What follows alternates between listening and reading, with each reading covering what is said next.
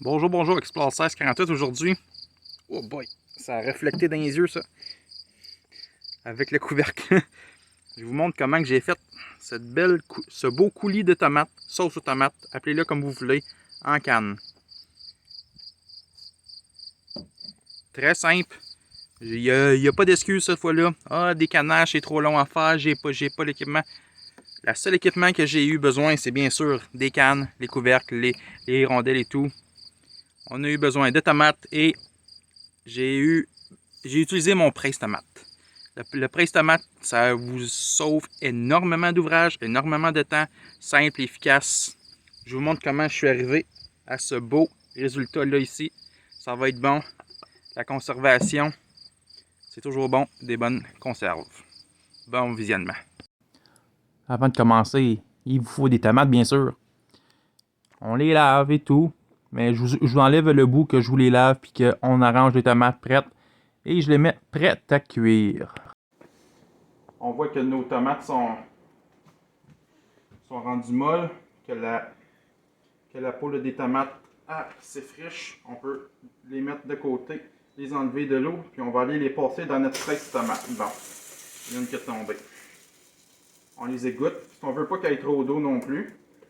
Voilà comment ils sont molles, ils vont être bonnes pour le presse tomate. Moi je les mets ici là, dans une passoire pour enlever l'eau le plus possible.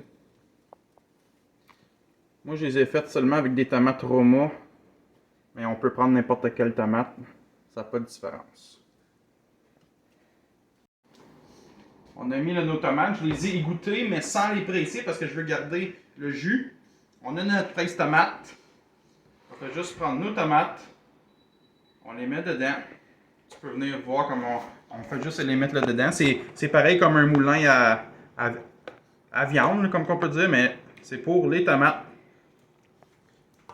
On a une manivelle ici. Ici, ça va être pour les résidus de tomates qui vont tomber. Puis ici, ça va être notre coulis de tomates prête. Puis un enfant de 5 ans peut faire ça. C'est tellement simple. Avec le presse-tomate, j'ai reçu un pressoir si jamais on a besoin. Mais les tomates, ils ont été cuits. Regardez ici, tous les résidus qui coulent.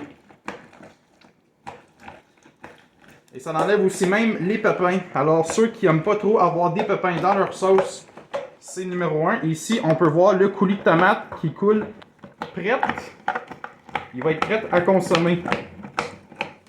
On fait ça à une main très, très facile.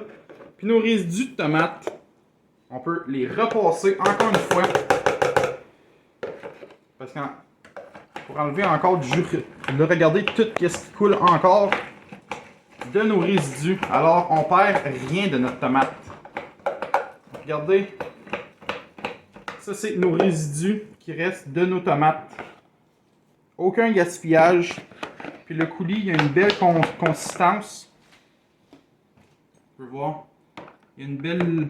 Ça va être bon pour les sauces. Pour les soupes, peu importe. Ça te fait un coulis. Une bonne consistance. Puis on se revoit tantôt pour la mettre en conserve.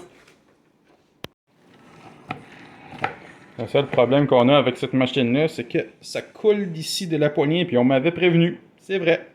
On a mis nos bocaux prêts, ils sont lavés. J'ai mes petits couverts miring. Ils sont prêts à être utilisés. Je vais prendre un entonnoir régulier. J'ai pas l'entonnoir exprès, mais pour le coulis de tomate, ça fonctionne bien parce que c'est assez juteux. On va juste remplir nos bocaux. Vous voyez là comme que ça coule bien. C'est sûr qu'on va laisser un espace entre le haut de la canne et le couvert. Faut pas les laisser, faut pas mettre ça trop proche du bord. Tiens, comme ça c'est bien. On va prendre un petit riz. Là, ils sont dans l'eau là. Ils sont pas si pires, ils sont pas trop chauds. Ils sont collés ensemble. Ils sont vraiment collés. Seulement en vidéo que ça arrive. Il faudrait vraiment que je m'achète les petits aimants. Poch, ça irait bien. Et voilà, on taille pas trop. C'est pas beau ça? Je vais continuer ça de mon côté. Ça, on pourrait faire ça terminé, mais je vous laisse. Je ne ferai pas de stérilisation avec vous aujourd'hui. Je vais vous laisser faire ça de votre côté. Mais vous voyez comment que ça peut être bon. Puis vous pouvez mettre là, des épices dedans au goût. Moi, j'ai juste rajouté un petit peu de sel, de poivre et de persil. Mais on met ça au goût. Parce que moi, j'en mets souvent pendant la cuisson. Conserve vos tomates. À la prochaine. Bye bye.